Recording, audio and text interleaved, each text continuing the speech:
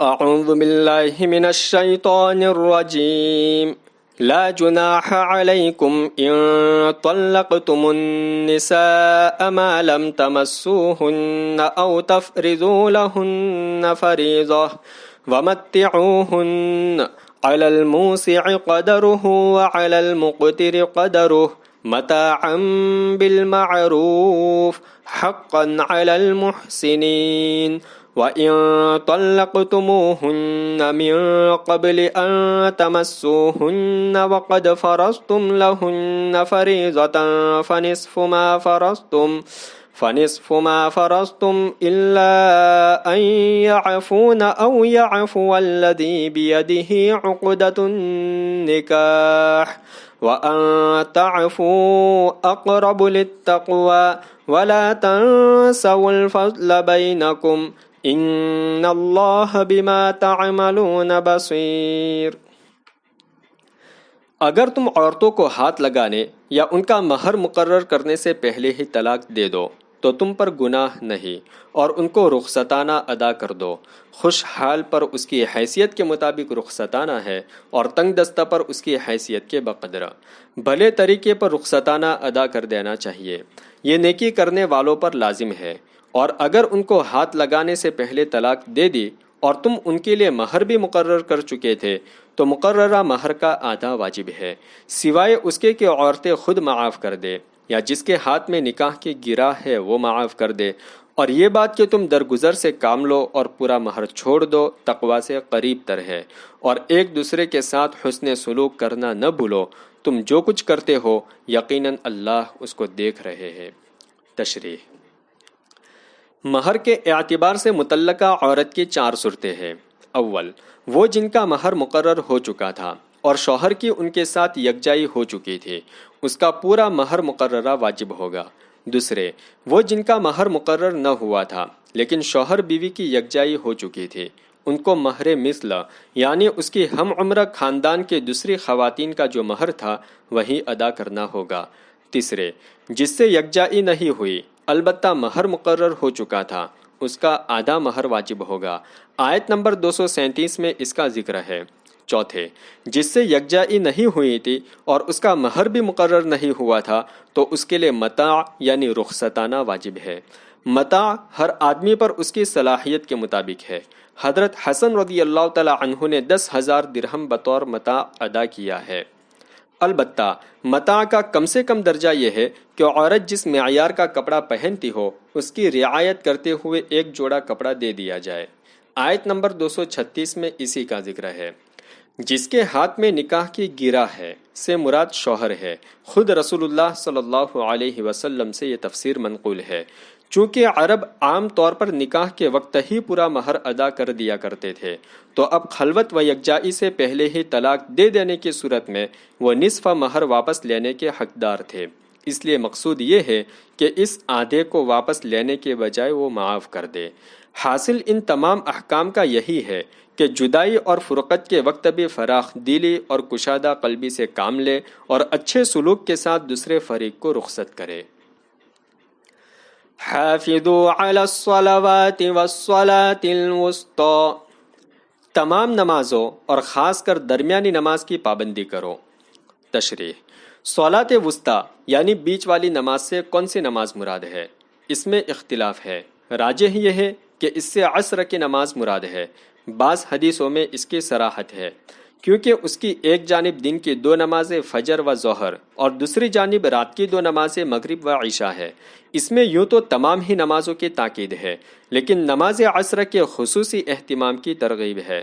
یہ آیت اس بات کی بھی دلیل ہے کہ نمازیں 5 ہے، کیونکہ صلاۃ وسطی کا عطف صلوات پر ہے۔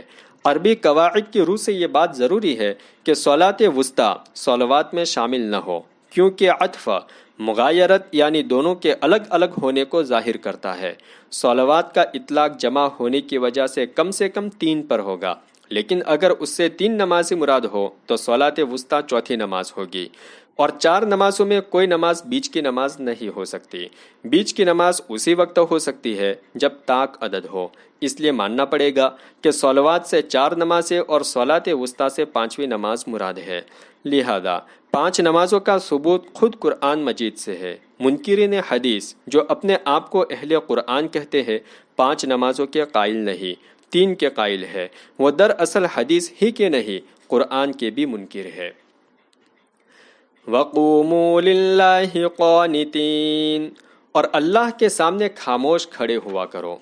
تشریح: عربی زبان میں قنوت کے متعدد معنی آتے ہیں: اطاعت و فرمانبرداری، دعا، ادب و تواضع، طویل قیام، خاموشی۔ یہاں بھی مفسرین نے مختلف معانی مراد لیے ہیں اور ان سبوں کی گنجائش ہے۔ حضرت زید بن ارقم رضی اللہ تعالی عنہ سے مروی ہے کہ حضور صلی اللہ علیہ وسلم کے زمانے میں لوگ حسب ضرورت نماز میں گفتگو کیا کرتے تھے۔ جب یہ آیت وَقُومُوا لِلَّهِ قَانِتِينَ نازل ہوئی تو ہم لوگوں کو نماز میں خاموش رہنے کا حکم دیا گیا۔ اس حدیث کے مطابق یہاں قنوت کے معنی چوپ رہنے کے ہے۔ اس سے معلوم ہوا کہ نماز میں ہر طرح کی گفتگو کی ممانعت ہے۔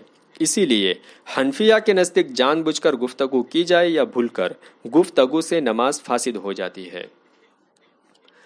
فَإِنْ خِفْتُمْ فَرِجَالًا أَوْ رُكْبَانًا فَإِذَا أَمِنْتُمْ فَاذْكُرُوا اللَّهَ كَمَا عَلَّمَكُمْ مَا لَمْ تَكُونُوا تَعْلَمُونَ۔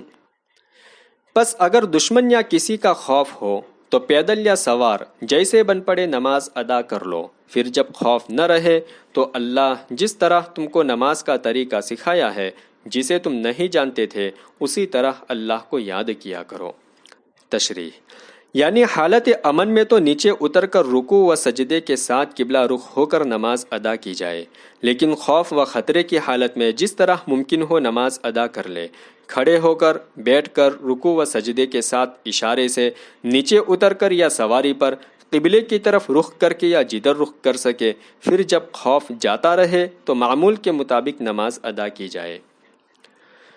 والذین یتوفون منکم ویذرون ازواجا وصیۃ لازواجہم متاعا الی الحول غیر اخراج فإن خرجن فلا جناح علیکم فیما فعلن فی انفسہن من معروف واللہ عزیز حکیم۔ اور تم میں جن لوگوں کی وفات ہو جائے اور وہ بیویاں چھوڑ جائے تو وہ اپنی بیویوں کے لیے 1 سال تک خرچ اور گھر سے نہ نکالے جانے کی وصیت کر جائے۔ پھر اگر وہ عدت گزرنے کے بعد خود ہی نکل جائے تو وہ اپنے بارے میں جو بھی کرے تم پر کچھ حرج نہیں، اور اللہ زبردست اور حکمت والے ہے۔ تشریح: زمانہ جاہلیت میں عورتوں کو عدت وفات 1 سال گزارنی ہوتی تھی۔ اسلام نے عدت وفات حاملہ عورتوں کے لیے ولادت اور دوسری خواتین کے لیے 4 ماہ 10 دنوں مقرر کی۔ البتہ چونکہ میراث کا قانون نازل نہیں ہوا تھا، اس لیے بیوہ عورتوں کو 1 سال کے لیے نفقہ اور رہائش کی سہولت دی گئی، اور فرمایا گیا کہ اگر عدت گزرنے کے بعد وہ خود ہی جانا چاہے تو جا سکتی ہے، اور نکاح کرنا چاہے تو نکاح بھی کر سکتی ہے۔ میراث کا حکم نازل ہونے کے بعد اب 1 سال تک متوفی کے ورثاء پر بیوہ کے نفقہ کی اور عدت گزر جانے کے بعد رہائش کی ذمہ داری کا حکم منسوخ ہو گیا۔ وَلِلْمُطَلَّقَاتِ مَتَاعٌ بِالْمَعْرُوفِ حَقًّا عَلَى الْمُتَّقِينَ كَذَلِكَ يُبَيِّنُ اللَّهُ لَكُمْ آيَاتِهِ لَعَلَّكُمْ تَعْقِلُونَ۔ مطلقہ عورتوں کے لیے رواج کے مطابق متاع یعنی رخصتانہ ہے، یہ حق تلفی سے بچنے والوں پر مقرر ہے۔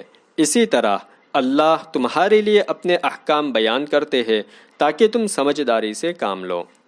تشریح: یعنی جس مطلقہ کا مہر مقرر نہ ہوا تھا اور خلوت سے پہلے ہی طلاق کی نوبت آ گئی، اس کے لیے تو متاع یعنی رخصتانہ واجب ہے، جس کا ذکر آیت نمبر 236 میں آ چکا ہے۔ باقی تینوں مطلقہ عورتوں کے لیے متاع مستحب ہے۔ یہ گویا عورت کے ساتھ اس حسن سلوک کی ایک صورت ہے جس کا حکم دیا گیا ہے۔ اس تشریح کے مطابق حقاً کے معنی مقرر کا ہوگا۔ بعض اہل علم نے حقاً سے واجب کا معنی مراد لیا ہے۔ ایسی صورت میں یا تو متاع کے معنی مطلق نفع پہنچانے کے ہوں گے، دوسری متعلقہ عورتوں کو جو پورا یا نصف مہر ملتا ہے یہ بھی اس مفہوم کے اعتبار سے متاع میں شامل ہے، یا متعلقات سے تمام متعلقہ عورتیں مراد نہ ہوگی بلکہ خاص وہی عورتیں مراد ہوگی جن کا مہر مقرر ہو اور خلوت سے پہلے ہی طلاق کی نوبت آ جائے۔ ایسی صورت میں جو حکم آیت نمبر 236 میں آ چکا ہے یہ اسی کی تاکید ہوگی۔ صدق اللہ العظیم۔